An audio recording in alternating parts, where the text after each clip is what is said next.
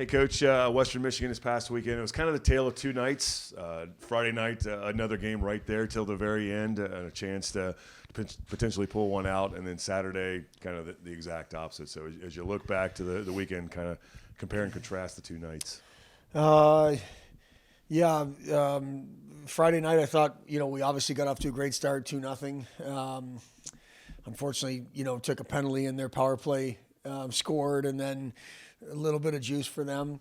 Going the third period, tied 2-2. Everything's totally fine. I mean, we thought we played a really, really good third period on Friday. We made a really poor decision with the puck at their blue line. Ended up in our net, which Western's capable of doing. We know that. Saturday night started fine. The first 5 minutes we earned a power play. And then, unfortunately, from then on, it was really poor. And the disappointing piece is we just stopped playing through the second period there. Full marks to them. They celebrated 15 seniors that night. Lots of energy in the building, lots of momentum for the home team. And they took full advantage of a team that wasn't willing to stay engaged in the battle. And the score showed it. So, like we've been doing, gave them a couple of days off, and we've, watched the 4 games that we've played North Dakota this year and went back to work yesterday and today. One thing else about Western Michigan, and you just kind of mentioned it, they had 15 seniors that they honored. Game got started about 15 or 20 minutes late. How do you kind of keep the guys ready, moving around? Because they didn't really have a whole lot of time once they did get back out on the ice to get loose as well. There's nothing to that, Wads, at all. That we were told that this is what was going to happen. We were there 2 years ago on their senior night. It just seems like there's more and more seniors these days for everybody with the 5th year and all that kind of stuff. No excuse there. No, we kept our guys posted on where they were in their roster of 15 and in terms of how many minutes till we get out there. We just, again, the first 5 minutes wasn't the problem. It was the way we played on the power play, the first one, and the decision we made with the puck. And then the second one with the decision we made with the puck. And then obviously, there was a part of the second period where it was 2-1. So none of this has anything to do with the way it started or timing or anything like that. Those are just excuses, and we're not making any. You mentioned looking to North Dakota and watching the tape on them for this weekend coming up. It's basically a brand new season, right? And you've seen them. You've played 12 periods against them plus an overtime. And I think from my perspective, in most of those periods, you're right there with them toe-to-toe. What's it take to go toe-to-toe with them in this new season? In our estimation, Drew, what it takes is buying into and committing to, probably more committing to, a game plan.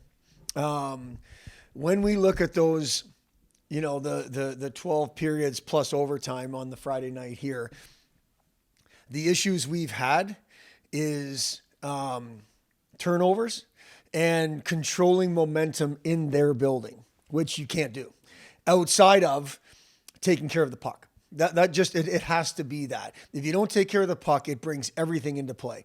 The second night, shots were about even. This is there.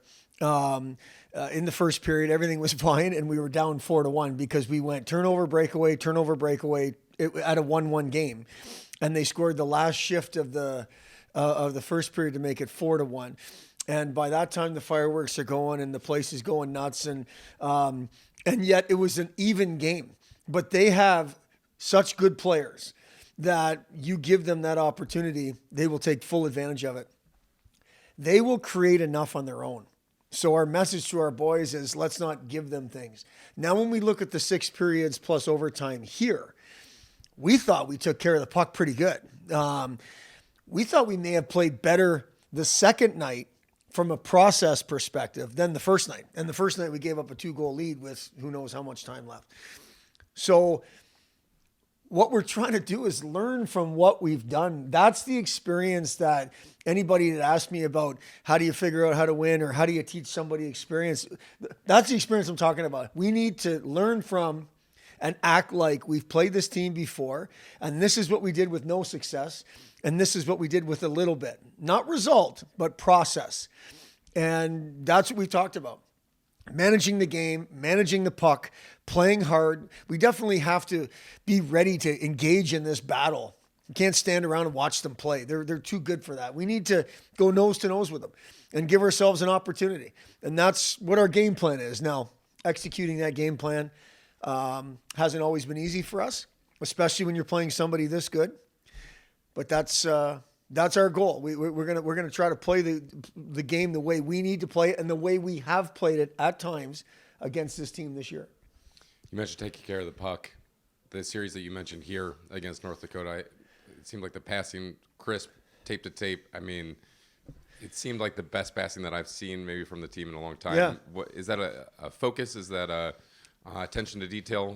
What's the key there? You know, Drew, it's hard to say because if I knew what it was, I would have bottled it up and spread it out over 34 games to this point and not just those two. But when we watched the tape of those two games in Oxford, and that's without some players.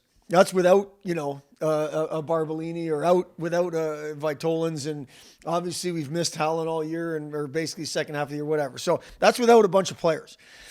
But we seem to be engaged in the way we want to play the game. Never mind the battle. We were 100% engaged in the battle.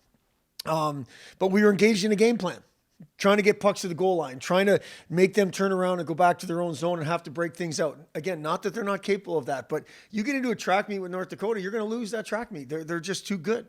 So I don't totally know why that weekend looked like that when some of the other ones didn't.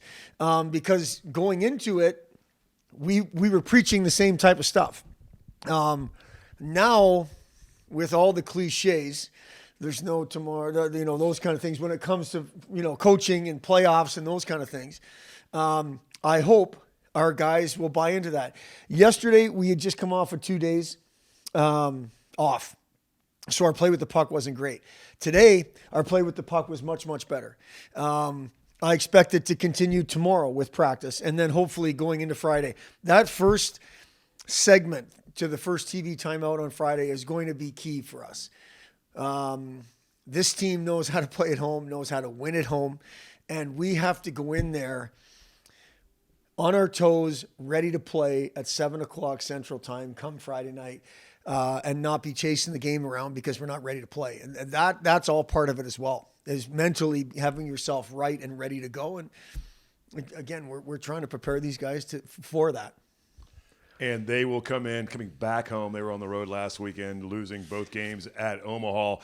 How much do you kind of look at what they had already clinched first place? So when you look at the tape and what they did last week, that's what I look at. Well, it's honestly full marks to Omaha because they're fighting for something, right? It didn't. I'm not exactly sure the home ice for Omaha, but they're fighting for that at large. The pairwise, and I give North Dakota a break. On the road, they'd already clinched the regular season. We don't put much into that. We watch to make sure that their style, their system stuff is still in place, their special teams in particular. So we watch the games, but how much we put into it? Not much. We know what this team is at home. I've been in this building a lot. It seems like in my short time here, and we know how good the North Dakota is at home. So that's what we're putting our focus into, and that's why we looked at the 4 games we played them to this point this year. And one final thing, at this point of the season, are there any secrets between what they have, what they know you have? Kind of along those lines? I don't think so. The one thing is difficult to know what number 17 on their team is going to do or number 9 on their team. I mean, those are two, 18. I can go down the list, 22. So I don't think it's secrets from a forecheck. They go here, neutral zone. They go here. That stuff, Wads. But when you've got, that's why you talk in general terms of what to do with the puck in this situation or what to do with your stick in this situation. Those kind of things. Because the creativity and the skill and those kind of things, you can only prepare with, they're really creative and they're really skilled and they've got really good players. And to go along, what I love about their team is to go along with the skill they have. They're big on the back end and they will fight for the ice and they will fight you for it. And I just love that. This isn't a soft skill team. This is a hard-nosed, get-in-your-face skilled team. That's what makes them so great. And again, in their building, things seem to happen pretty quick. So you have to manage those momentum swings and not let games get out of control during that 3 minutes, which unfortunately we've seen before. And again, our guys will be prepared.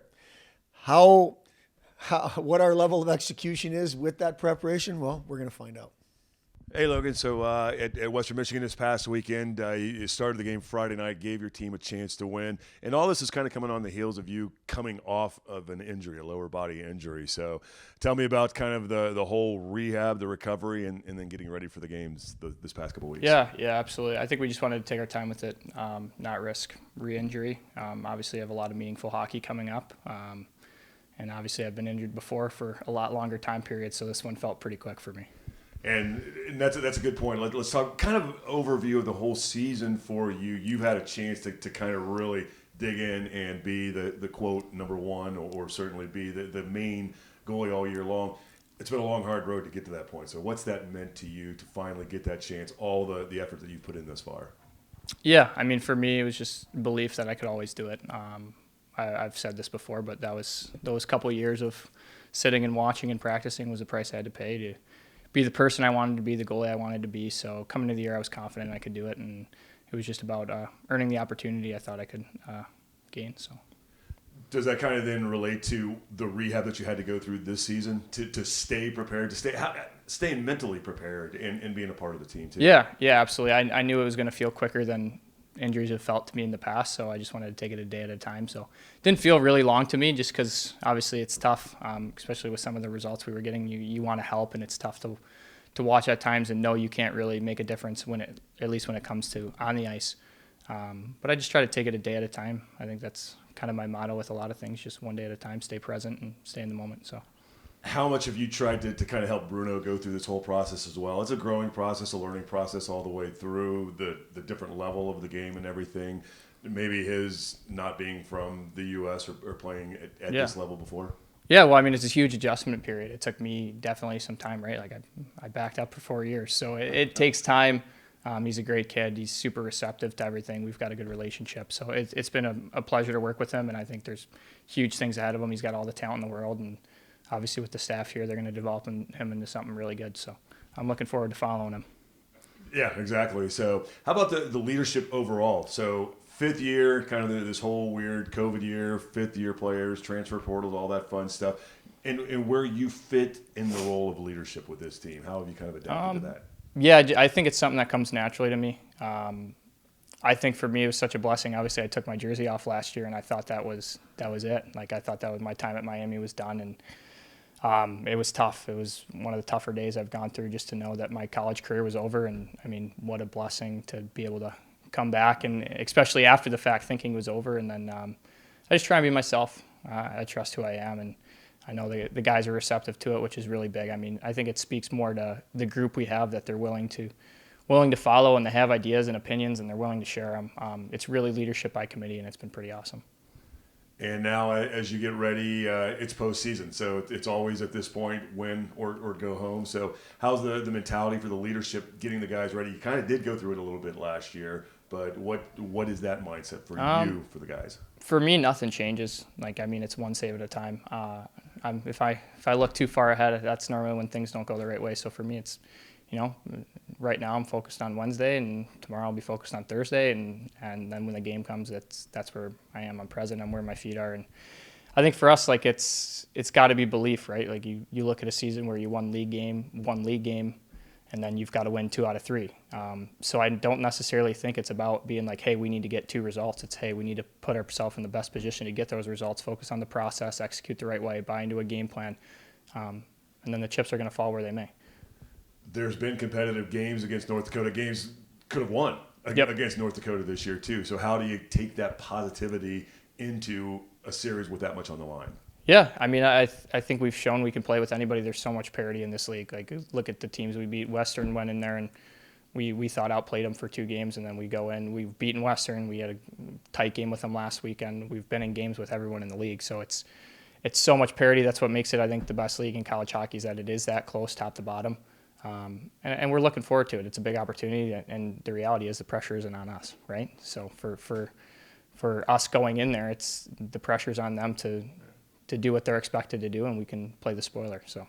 And how about playing in that building? Their fans might be one of the coolest environments in all of college hockey. I love the road. I've always loved it. Like as a goalie, I think it's just a special thing. Like obviously it's fun to get a crowd going, but to quiet a crowd, it's a lot more fun. So I've always loved playing on the road. It's a thing as a goalie that's really special, and obviously they've got a great fan base, big student section. It's going to be packed, and I'm excited. I'm looking forward to it. So.